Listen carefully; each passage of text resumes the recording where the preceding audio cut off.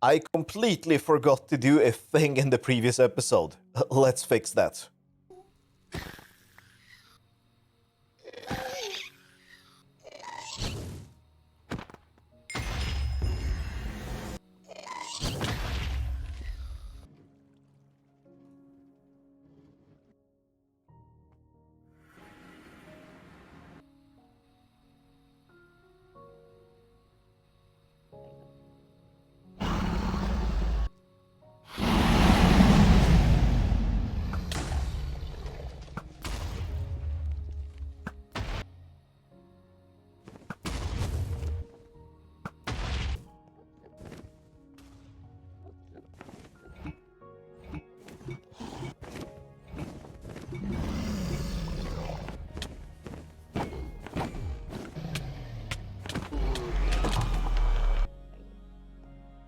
Hi, I'm Borkon. Glad to have you here. Welcome back to the Cave Factory. And yes, I need a dragon's breath because I need to do a thing. And the thing I need to do is in the dirt factory. Where is my dirt factory? Here's my dirt factory. And I have this. This is like a hoe, except it's from Tinker's Construct. And what I need to do with it is to go down here and I need to put it in this thing, and Dragon's Breath here, 2 Shulker Shells, and 2 Netherite Ingots, and we get Unbreakable. It will no longer use any durability. I actually have used so much dirt that I already broke this hoe. I'm gonna call it hoe, the Kama. I broke it once, and basically this machine completely freaks out. When this doesn't convert the coarse dirt into normal dirt, the drill will start breaking coarse dirt, and then this thing will start pushing random garbage into here. It is just complete mayhem. Now it's unbreakable. Now this machine should pretty much work forever unless I do something stupid, but I shouldn't do anything stupid. It's been completely reliable. Like, if this works correctly, then the dirt maker is completely perfectly reliable. And now it's fixed, because now this, I hope, like, this should never break again. I really hope that unbreakable actually means unbreakable. Another thing that we can use the Dragon's Breath for is, well, something that I always forget that I need it when I'm playing around with modded, and I always forget the Dragon's Breath, and I need to do exactly the same thing I did today. This is not the first time I forgot to get Dragon's Breath the first time I was killing the dragon. I think, like, from various mod packs I've been just playing around with, this is probably the 5th time. And we need it to get our end shelves. So these are enchanting shelves for apotheosis, except they are just much better. Let's just use the Dragon's Breath here. I don't think I'm gonna need much more, but if I need, like, it's easy to get. Like, it's no big deal to get this at all. So I can get more later if I need to. But this 17, I don't know. I don't know how many bookshelves I need. It doesn't really matter. This is not like normal enchanting that there is a limit of 15. I think you can have many more of these. But yeah, we can take these. I should probably use one of my dragon heads to get improved shelves, because they are kind of useful, but no big deal. I don't even have the levels for this right now. But the point is that if I enchant now, I can get level 80 enchantments instead of level 30, which is the usual. I probably don't need to enchant anything except my shears, because we will need the shears in a second, and, well, unbreaking, I guess. Let's just use unbreaking 3, that is gonna be good enough. Because today I want to focus on food production. If you haven't seen that episode where I mentioned this, there is a challenge here. And the challenge is to eat all the foods, and I have eaten about a third of all the foods. And we need to produce more things so that we can produce all the foods and eat them. Because I want all the hearts, and I want to finish the challenge, because once you finish the challenge... we have to scroll down. This is, by the way, just halfway. We get infinite saturation, so we never have to eat again. And that is awesome. I don't want to eat ever again. Not eating is awesome. Right, so the biggest problem I have is that half of the fruits, I have mentioned this earlier as well, half of the fruits are growing on the ground like this, but the other half are growing on trees. And I made some experiments trying to recycle the trees and do something intelligent with them, because there is a problem. And I'll show you. Like, I have tons of saplings. There's some quest that told me to do this. I think it was in immersive engineering. There was a quest, this quest here, and just throwing seeds into creosote oil, like make a little pool of creosote oil and throw seeds and you get tons of saplings. That's how I got them. Didn't even have to buy them from this guy over here, even though he's actually selling them.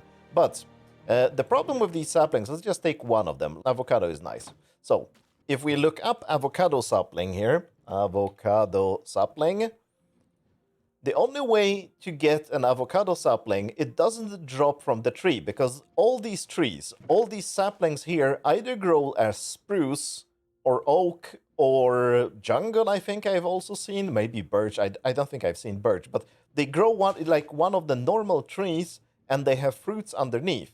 And the way you get the sapling is by taking 8 of the fruits, combining with any other sapling, and make one of these saplings. And I've been scratching my head because you can see there's tons of them. There's like over 50 of these saplings. And I've been scratching my head like, how do I do this properly?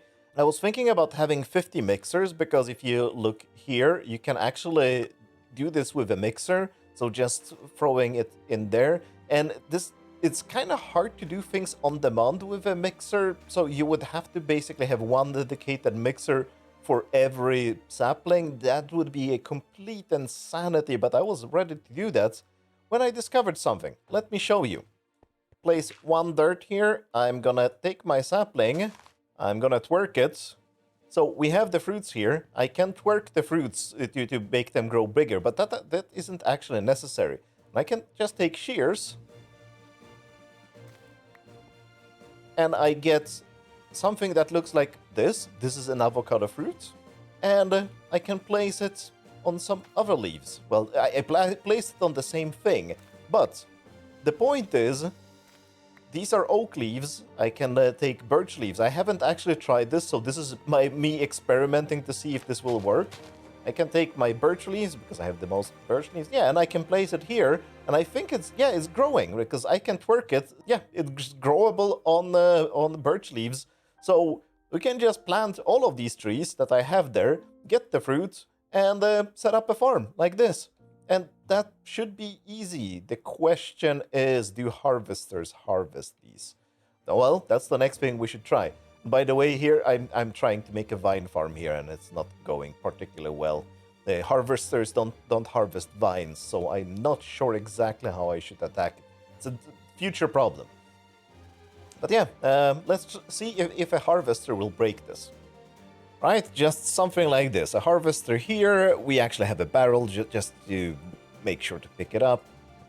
There we go. Now withdraw this. And no, we broke the entire thing. Oh no. Oh, so this doesn't work.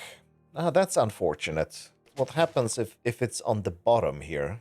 That's probably complete craziness, but no, it can only be under leaves, not over leaves. That's unfortunate. Yeah.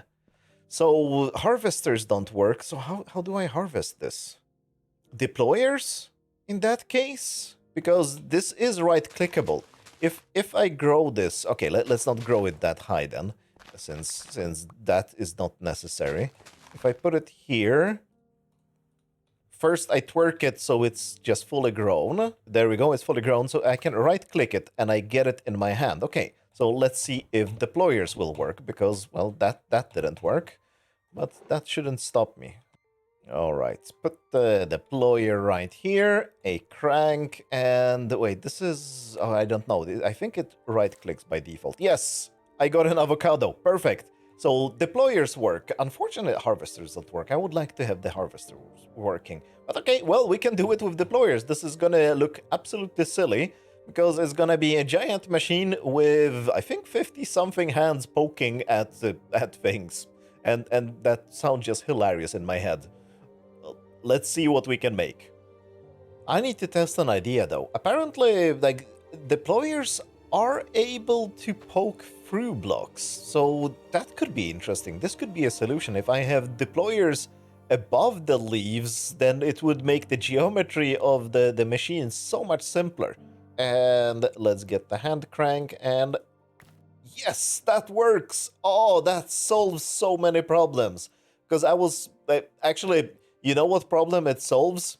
It solves the problem that there is an odd number of rows here, and I thought that if I had the deployers on the sides, right, I could only have 2 rows of leaves. Now I can have 3 rows of leaves, or even 5, and fit in one of these, because it doesn't matter. All the other farms are completely misaligned. But for some reason, my brain thinks this farm must be aligned or else. So let's make it aligned, because let's make my brain happy. And oh, this farm, I can already see that this farm is going to be awesome. Right. It would be probably more hilarious with the hands poking from the sides rather than something magical happening through leaves, but it's still gonna be fun. Lots of things poking things. But yeah, okay, now I have an idea how to build this.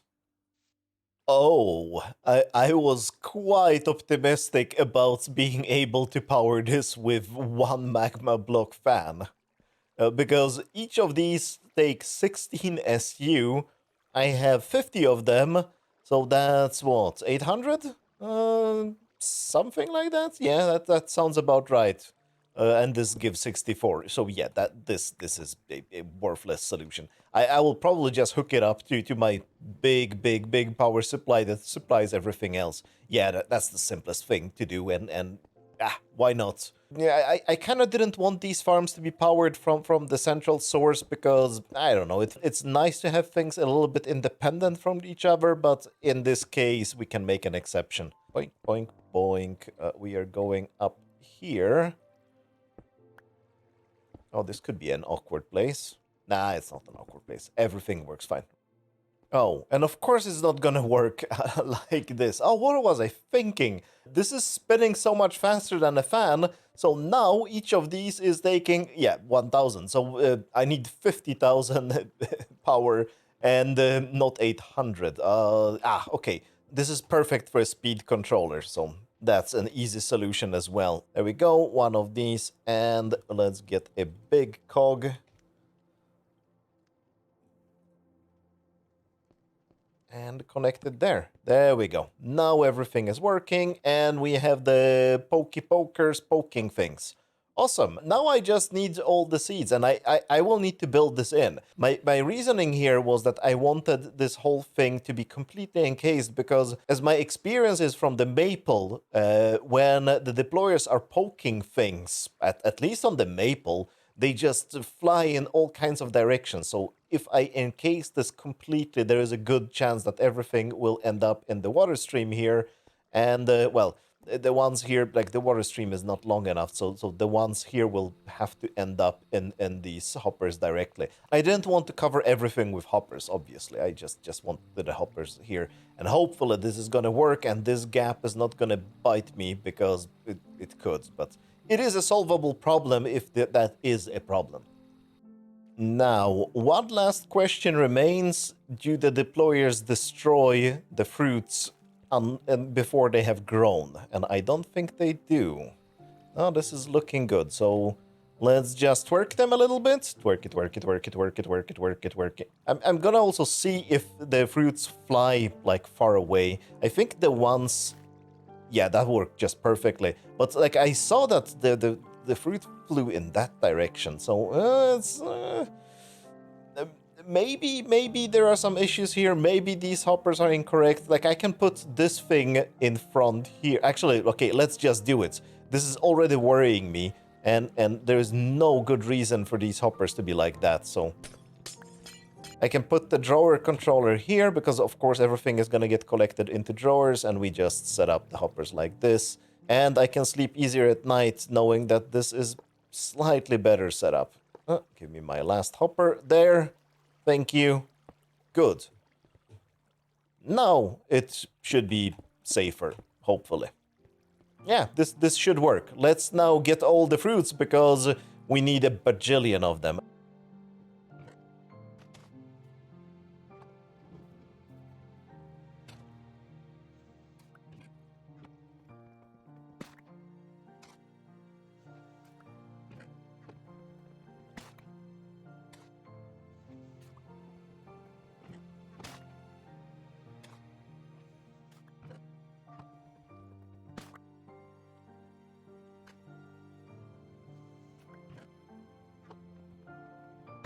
Alright, I've got all the fruits now, and there's 48 of them.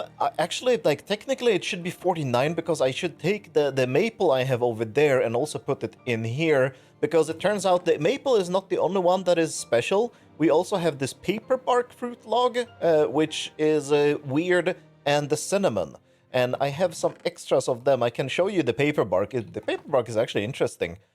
Spamming it with bone meal is faster, right? Fully grown. Oh, and I already got, like, it gives me paper. So this gives paper, and I'm actually hoping that it will work. Like, let's just verify that it works correctly in this machine. I will just place it, let's say, here. And give it bone meal. Yes, it ended up in my inventory because I had the magnet on. Let's just double check. Oh, is that good? It did eventually end up in a hopper. Okay, yeah, fair enough. We might actually end up with problems like that. But yeah, now it's just time to populate all these things. We now know that the logs work, so I could technically move in the maple here. I have 50 spots for fruits here, or logs, and the maple would work too. And maybe I'll move it in, because we have space for 50 and I have 48 in here. But let's just move all these in there, and yeah, this farm will be done. There is just one more interesting thing other than the paper one. We also have the spiderweb fruit, and this drops string. So I will have a consistent source of string when this thing is running, which is nice because I don't really have a good source for string right now, other than stealing it from the colony, which isn't the greatest because the colonists need string too. Alright, all the fruits are in. Let's just close this in so we don't have any accidents of the fruit spilling. And one more here, and a line here, and everything is closed in. Okay, can I actually twerk it from here? That's interesting. Yes, some of them are being twerked. And we are getting some harvests. Yes, keep harvesting. I just want to make sure that all the drawers end up populated, so I want to twerk them a little bit here, so that we can see that the storage system is doing its job, nothing is going weird. It's looking good. Oh, it looks like the drawer controllers are filling things in from the middle to the outside. Interesting. Didn't know that, but it's... Now we can actually observe it in action. Or maybe it was just luck, I don't know. Right, let's work this and make sure that everything is correctly populated. Oh, this doesn't look good. So apparently they might have problems on the edges here. It's because the hitboxes of the fruits are basically a full block. So they're pushing on things here and the water is pushing it up. That might actually be a problem. Do I need to let them out to the side or something like that? I don't know. I've seen this with water streams before, like in my kelp farm in vanilla. It's definitely has some issues with items directly on the edges like this. I'm not sure exactly what to do about it. Maybe honey? That's not a terrible idea. I'll experiment. Maybe chests or honey or something like that will give them enough space so that they don't get stuck like this, because being stuck like this is a problem. Maybe even glass panes. Maybe as simple as glass panes. Yeah, let's experiment and try to solve this problem, because this isn't good. No, glass panes just made it worse, and it's quite evident why. So it needs to be something that has much bigger hitbox. Okay, I don't have any honey right now. Honey would be probably the best, but I'm gonna try chests, because I think chests are similar size to honey. So we need to close this off so that nothing bad happens, so the water doesn't spill. And yeah, let's try chests. And yeah, chests seem to actually be quite reliable. I've been trying now for several minutes, and not a single one got stuck, and they were actually getting stuck quite consistently. So, honey. Let's try this with honey, because I just don't like the way the chests look, and honey should work a similar way. Although, I don't have, well, I have tons of honey, but I don't have any honey blocks. Should we craft these, or is there a better way of getting honey blocks than with just the bottles? There should be. I think there is a way to get honey blocks with compacting, yes, we definitely need one of these. Okay, let's make one of these and get ourselves some honey that way. Alright, this isn't the fastest thing in the world. It's not just that the mechanical press is slow, it's actually pumping the honey super slow into the basin. But it's fine, like, I'm not gonna need that much honey. I think it's gonna be, what, 10 blocks on this side? Yeah, we will have enough. Remove these. Remove the chests.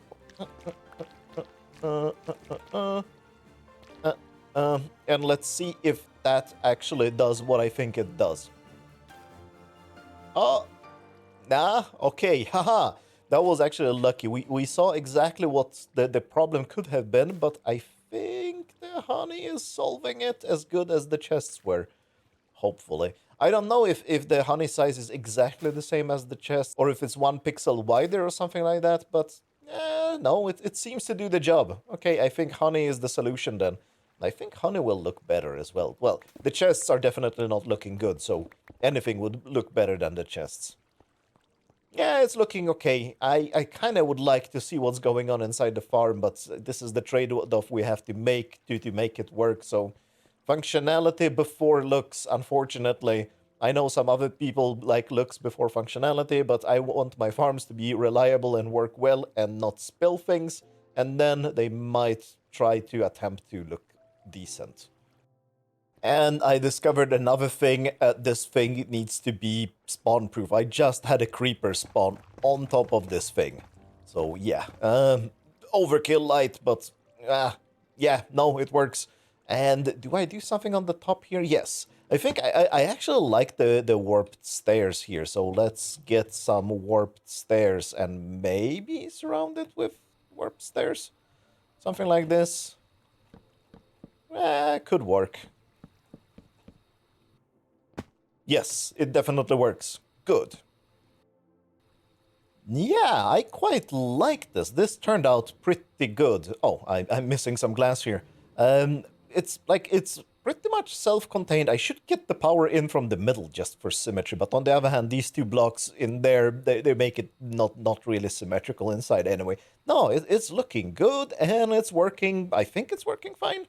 Let's see. Yeah, we seem to be getting things. I've been twerking this a little bit unevenly, so I don't know if we're getting all of the fruits. I need to let it run for a few hours without any twerking, just to see that all the fruits are generating correctly and filling this up. But yeah, awesome. We have a functional, maybe, fruit farm. And whatever other things are here, like cinnamon, string, paper, and nuts. We also have lots of nuts and not just fruits. What's this? Vanilla. I think we should have pepper somewhere. There we go. This is the pepper. Yes, peppercorn. And the pepper is needed for a lot of things for cooking. And that's the next project for today. We need to automate a bunch of crafters for very common ingredients, just like pepper, but there is also salt, dough, and various other things like that. So let's get to that now. Alright, so this is the first part of the food infrastructure. I actually built this a while ago. This is filling up water buckets, because a bunch of cooking stuff needs water buckets. And then we send the water buckets into this basin here, where we mix it, and we get salt. Salt is used in a lot of stuff. So apparently you just mix a water bucket with a pot, and you get salt out of it. And I'm filtering out the water buckets and recycling them back into the storage system. And on this side, we're taking water buckets and we are making this stuff. Fresh water. Fresh water is used in a bunch of cooking recipes as well. Mostly the various sodas, which I still haven't made. Grits, whatever that is. And it's actually, in many recipes, you can either use a water bucket or fresh water. And this is just much more convenient to use. Especially if I want to automate things, because it doesn't leave a bucket behind. So if you're automating crafting, like here, there is a bit of a problem, right? Because I'm getting both a bucket and fresh water out, and I'm recycling the bucket in here. The same thing was here. Like the salt generation also generates a bucket. But if I use fresh water in the recipe instead of a water bucket, I don't need to worry about recycling the bucket, which is just for convenience.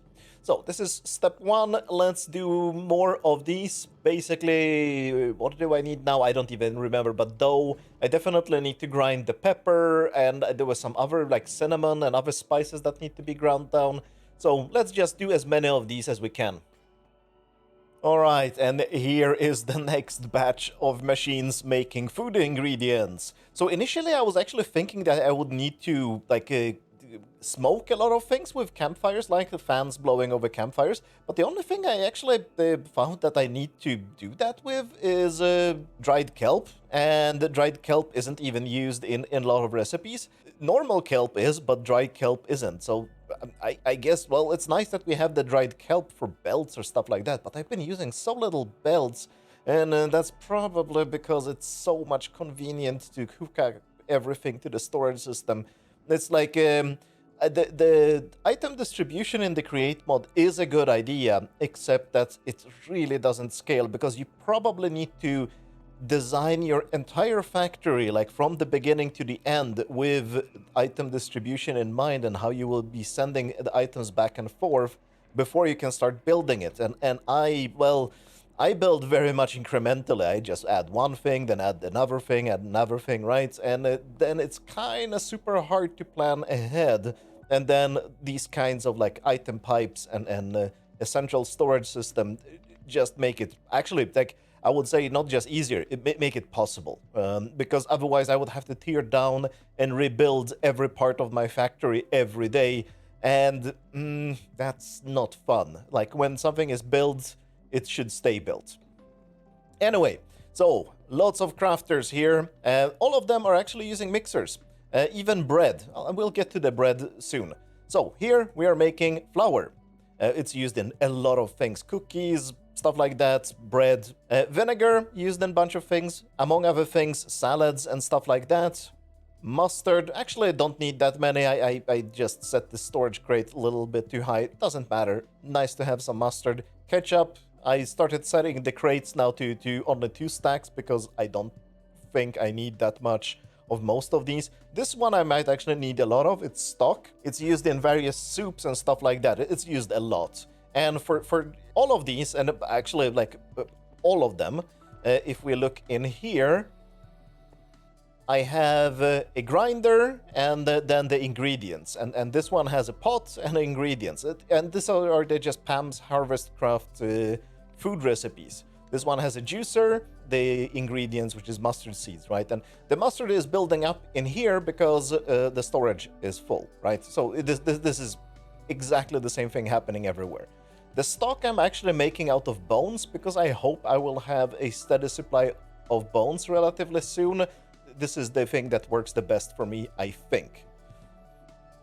This one here is making dough, the exact same thing. We have some kind of mixing bowl. Here we're actually using the water, where I showed you earlier, and also the salt and the flour. So this flour, the salt from over there, and the water from the room next door are used to make dough.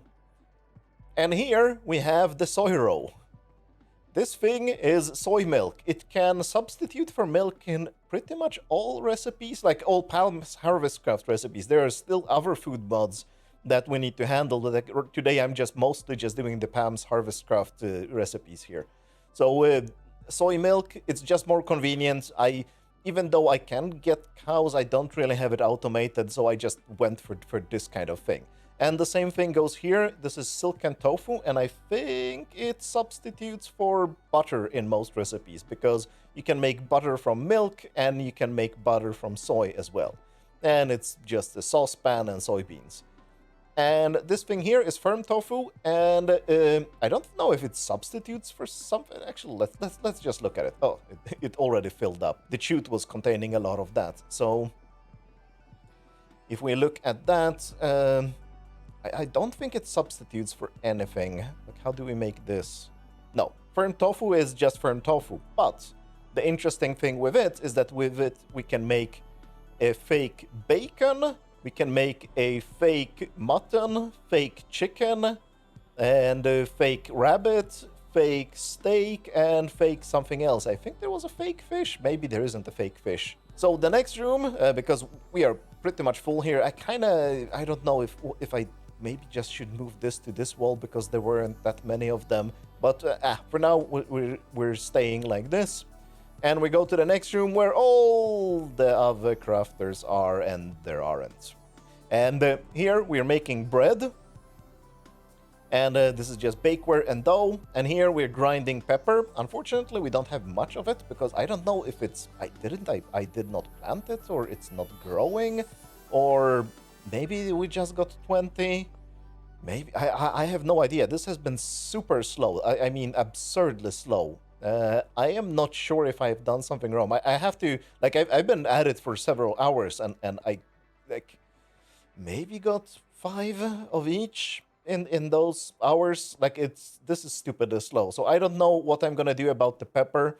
It is used in quite a lot of different things. But maybe it will be enough. Most of these things I only need to eat once. Oh, salt and pepper. What is this? And this is used in a lot of things. So I might actually need an autocrafter for this as well. But my plan here was to have autocrafters for all the other things. The fake chicken and the fake steak and the fake bacon and you know, those things. But we have a problem. The problem is we're overstressed. We have already used up all the power. And I have a lot of power generation. I showed you in one of the previous episodes. Where was this? This was in this room, yes. This is all my power generation. I have space for 1 more. Maybe 2 if we rearrange things in here. But I think my mistake in here... Do we really need to run these at full speed? I don't think we do. I think I need to fix this because we shouldn't be running this fast. I think I will slow this down. Alright, I slowed it down quite a lot, so they are taking now 8 times less energy than they took before, which, well, it solved all the energy problems. So now I have made all the fake meat products here as well. We have the fake rabbit, fake bacon, fake steak, tofiken, which is chicken, and we have the fake mutton, and unfortunately we don't have fish. And that's because there is a bug in the current version of K Factory where the fish is not craftable. So I actually added a workaround that is on the K Factory Discord. You just edit the cube.js file to add the missing recipe. Unfortunately, the recipe doesn't work in a mixer, even though it's shapeless. I don't know, maybe it's just... Because I think all the shapeless recipes are automatically translated by Create to work correctly with mixers, but this one isn't, so I don't know, maybe it's done in the wrong order. I'll have to look at it again, but if not, like, it's not a big deal for me to create this manually. And the same thing with the fake fish is that I couldn't cook it with a fan blowing over a campfire. I could only do it in a furnace. I don't know if this is a huge problem or not. But now, what I'm going to do is basically just pick one of each of these. I'm just gonna do like 8 at a time, and I'm gonna hurt myself and eat myself to not death. But if you remember a few episodes ago, or many episodes ago, I was standing in a smelter to smelt myself into blood, and that hurt me and that gave me saturation. I have found a different method. It was also mentioned on the K Factory Discord. You make a hole, take a bucket of XP, put the bucket of XP in here, and jump in. And that converts saturation into XP, I think. I'm not dying, I don't think. So this is a much faster method. So that will be it from me today. Thanks a lot for watching. And, well, have a nice Gluttony day. Bye.